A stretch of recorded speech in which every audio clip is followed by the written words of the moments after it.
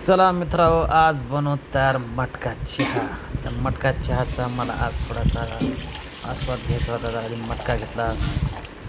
त्यानंतर मटक्यामध्ये 3 लोकांचा दूध टाकलेला आहे, त्यानंतर पत्ती टाकलेली आहे.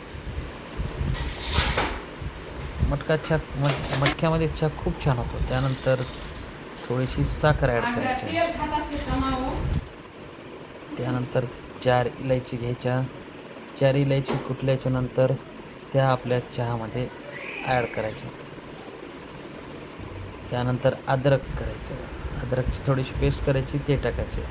आता मटका चहाला थोडीशी उकळी येऊ द्यायची. 4 उकळ्या द्यायच्या आहेत. त्यानंतर चाळणीने थोडंसं त्याला स्मॅश करून घ्यायचं. मटका चहा इतका चवदार लागतो ना, आपल्या रेग्युलर भांड्यामध्ये जे चहा बनवतात त्यापेक्षा कितीतरी वेगळी पट चव येते त्याला, आणि तो खूप चविष्ट आणि खूप छान लागतो प्यायला. ही एक उकळी झालेली आहे मटक्याची. त्यानंतर ही दुसरी उकळी, आणि त्याला आपण थोडंसं हलवून घ्यायचं आहे. इतकं छान चव लागते ना मटका चहाला.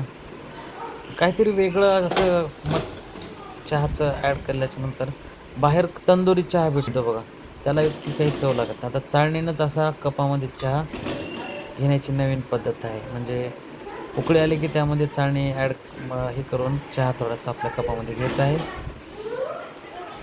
खूप छान. आता थोडासा कपामध्ये चहा घेतलेला आहे.